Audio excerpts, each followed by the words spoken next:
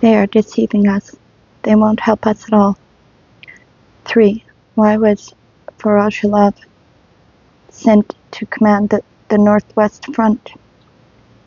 Chulpenyev answered and forgot about them, and Lazovsky wrote a denunciation. Chulpenyev was summoned before the political branch of the division and expelled from the Komsomol for a defeatist attitude, for praising German equipment, for belittling the strategy of our high command. The loudest voice raised against him belonged to the Komsomol organizer Kalyugin, who had behaved like a coward at the Battle of Khalkhin Gol in Chulpenyev's presence, and therefore found it convenient to get rid of the witness once and for all. Chulpenyev's arrest followed. He had one confrontation with Lazovsky. Their previous conversation was not even brought up by the interrogator. One question was asked. Do you know this man? Yes. Witness, you may leave. The interrogator was afraid the charge might fall through. Depressed by his month's incarceration in the sort of hole in the ground we have already described, Chulpenyev appeared before a military tribunal on the 36th Motorized Division. Present were Lebedev, the divisional political commissar, and Slitsarev, the chief of the political branch.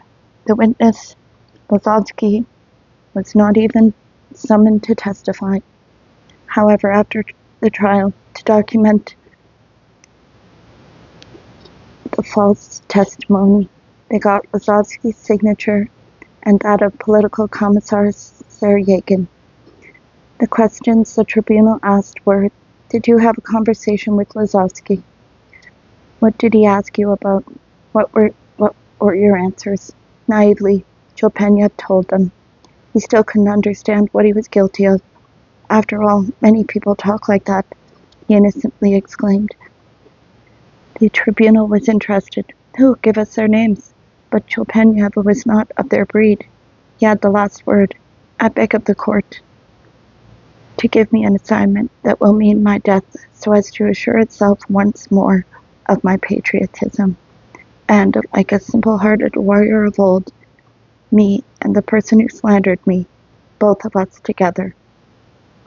Oh no, our job is to kill off all those chivalrous sentiments in the people.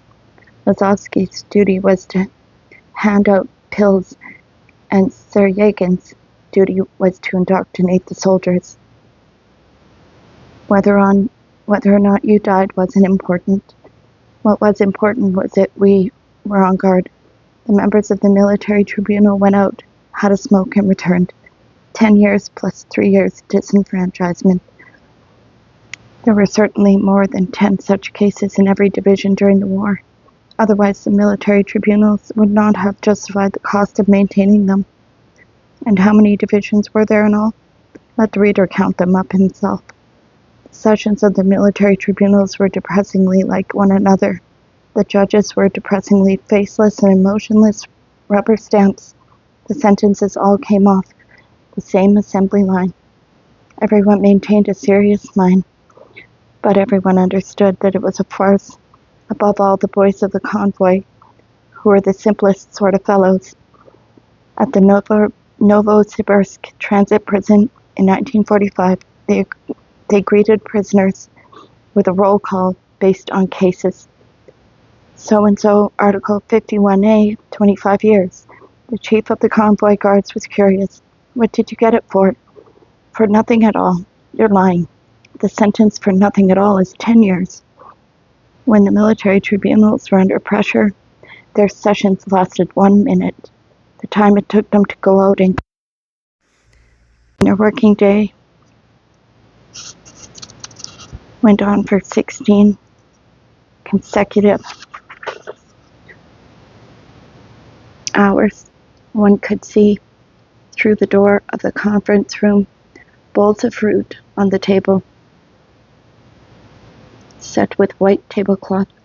If they weren't in a hurry, they enjoyed delivering their sentence with a psychological twist. Sentenced to the supreme measure of punishment, and then a pause.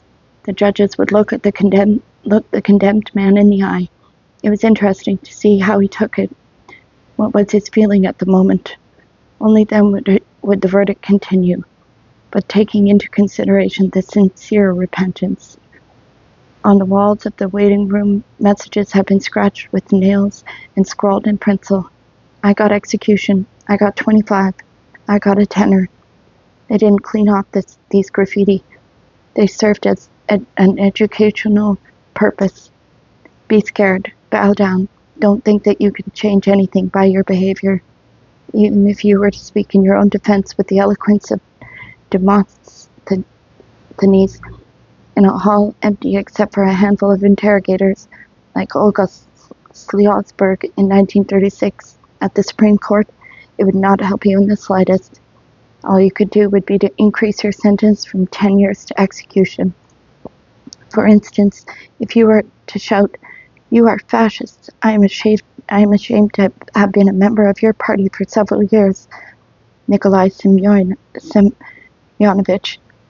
Daskal did in 1937 in the Special Collegium of the Azov Black Sea province at Maikop, presided over by Kulik. In that situation, what they did was fabricate a new case and do you in once and for all. Ch.7 has described an incident in which the accused suddenly repudiated at their trial all the false testimony they had given during the interrogation. And what happened? If there was any hesitation while glances were exchanged, it lasted no more than a few seconds. The prosecutor asked for a recess. Without explaining why, the interrogators and their tough boy helpers dashed in from the interrogation prison. All the prisoners, distributed among separate boxes, were given a good beating all over again and promised another after the next recess. The recess came to an end. Once again, the judges questioned all of them, and this time they all confessed. Alexander Grigorievich Karetnikov, the director of the Textile Research Institute, provided an example of outstanding astuteness. Just before the session of the Military Collegium of the Supreme Court was to begin, he sent word through the guard that he wanted to give supplementary testimony. Of course, provoked curiosity. He was received by the prosecutor. Karetnikov displayed his infected collarbone, broken by the interrogator who struck him with a stool, and declared, "I signed everything under torture." By this time, the prosecutor was cursing himself for having been so greedy as to get supplementary testimony, but it was too late. Each of them is fearless only as long as he is an anonymous cog in the whole machine. But just as soon as the responsibility has become personalized, individualized, concentrated on him, just as soon as the searchlight is on him, he grows pale and realizes that he is nothing and can slip in any chance banana peel. So Karetnikov caught the prosecutor, and the latter was unwilling to press the whole business. The session of the Military Collegium began, and Karetnikov repeated his statement in front of them. Now, there was a case in which the Military Collegium went out and really conferred, but the only verdict they could have brought in was acquittal, which they would have meant releasing Karetnikov on the spot. Therefore, they brought in no verdict at all. As if nothing at all had happened, they took Karetnikov back to prison, treated his collarbone, and kept him another 3 months. A very polite new interrogator entered the case, who wrote out a new warrant for Karetnikov's case arrest. If the Collegium had not twisted things, he might at least have spent those 3 months as a free man. The interrogator asked the same questions as the first interrogator. Karetnikov, sensing freedom in the offing, conducted himself staunchly and refused to admit any guilt whatsoever. And what happened next? He got 8 years from the OSO. This example shows well enough the possibilities available to the prisoner and the possibilities available to the OSO. It was the poet Ch.7 who wrote, "A partial court is worse than banditry. Judges are enemies. There sleeps the law. In front of you, the citizen's neck lies stretched out, quiet and without defense. Nothing for such accidents to take place. Collegium of the Supreme Court. For that matter, it was in general rare for it to rub clear its clouded eyes and take a look at any individual little tin soldier of a prisoner. In 1937, ADR, an electrical engineer, was taken up to the 4th floor, running upstairs with a convoy guard on either side of him. In all probability, the elevator was working, but there were so many prisoners pouring in and out that the officials and employees would not have been able to use the elevator if the prisoners had been permitted to. Meeting a convicted prisoner who had just left, they dashed into the court. The military collegium was in such a hurry they hadn't sat down yet, and all 3 members remained standing, catching his breath with difficulty, for he had been weakened by his long interrogation. R blurted out his full name. They muttered something, exchanged glances, and Ulrich, the very same, no less, proclaimed 20 years, and they dragged R out at a gallop, and at a gallop dragged in the next prisoner. It was all like a dream. In February 1963, I too got to climb those stairs, but I was courteously accompanied by a colonel who was also a Communist Party organizer. And in that room, with a circular colonnade in which they said the plenary sessions of the Supreme Court of the USSR meet, with an enormous horseshoe-like table that had another round table inside it and 7 antique chairs, 70 officials of the military collegium heard me out. That same military collegium which once sentenced Kerentnikov and R, and others, and so on and so forth. And I said to them, what a remarkable day this is. Although I was first sentenced to camp and then to external exile, I never before saw a judge face to face. And now I see all of you assembled here together. And they, rubbing their eyes open, for the first time saw a living Zek. But it turned out that it had not been they. Yes, they said it had not been they. They assured me that those others were no longer present. Some had retired honorably on pensions, a few had been removed. Ulrich, the outstanding executioner of all, had been removed, it turned out, back in Stalin's time in 1950, for, believe it or not, leniency. Some of them, there were only a few of these, had been tried under Khrushchev, and in their role as defendants, they had been threatened. Today you are trying us. Tomorrow we will try you. Watch out. But like all the starts made under Khrushchev, this effort too, which had been very active at first, was soon abandoned. He dropped it before it got far enough to produce an irreversible change, which meant that things were left where they had been.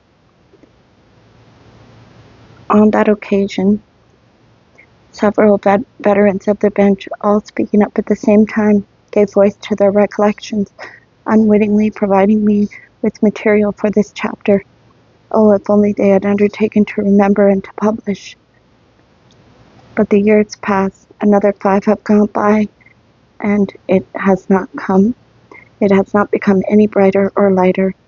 They recalled how certain judges at conferences of their judicial colleagues took pride when they spoke from the rostrum of having succeeded in not applying Article 51 of the Criminal Code, which specifies those circumstances that extenuate guilt, and thus had succeeded in handing down sentences of 25 years instead of 10, and how the courts had been humiliatingly subservient to the organs. A certain judge was trying a case. A Soviet citizen who had returned from the United States, had made the slanderous statement that there were good automobile roads in America and nothing else. That was all there was to the case. The judge ventured to send the case back for further investigation for the purpose of getting genuine anti-Soviet materials, in other words, so that the accused could be beaten and tortured, but his praiseworthy intention wasn't taken into account. The angry answer came back. You mean you didn't trust our organs? And in the upshot, the judge was exiled to the post of secretary of a military tribunal on Sakhalin. Under Khrushchev, reproof was not so severe. Judges who made mistakes were sent, where do you think? To work as lawyers. The prosecutor's office was just as subservient to the organs. When in 1942, Ryumin's flagrant abuses in the counterintelligence section of the Northern Fleet became known, the prosecutor's office did not dare interfere on its own, but only reported respectfully to Abakumov that his boys were acting up. Abakumov, who had good reason to consider the organs the salt of the earth. This was the occasion when he called in Ryumin and promoted him to his own eventual undoing. There just wasn't enough time that February day, or they would have told me 10 times as much as they did. But this too provides food for thought. If only the courts and the prosecutor's office were simply pawns of the Minister of State Security, then maybe there isn't any need for a separate chapter to describe them. They vied with each other in telling me things, and I kept looking around me in astonishment. They were people, real people. They were smiling. They were explaining that their intentions were the best. Well, and what if things turn full circle, and it is once again up to them to try me? Maybe even in that very hall. And they were showing me the main hall. Well, so they will convict me. Which comes first, the chicken or the egg? The people or the system? For several centuries we had a proverb, don't fear the law, fear the judge. But in my opinion, the law has outstripped people, and people have lagged behind in cruelty. It's time to reverse the proverb. Don't fear the judge, fear the law. Abakumov's kind of law, of course. They stepped onto the rostrum and talked about Ivan Denisovich. They said happily that the book had eased their consciences. That's what they said. They admitted that the picture I painted was decidedly on the bright side, that every one of them knew of camps worse than that, and so they did know. One of the 70 people seated around that horseshoe, several turned out to be knowledgeable in literature, even to be readers of Novy Mir. They were eager for reform. They spoke forcefully about our social ulcers, about our neglect of our rural areas. And I sat there and thought, it is the first tiny droplet of truth has exploded like a psychological bomb. What then will happen in our country when whole waterfalls of truth burst forth? And they will burst forth. It has to happen. Thank you for listening. Good day.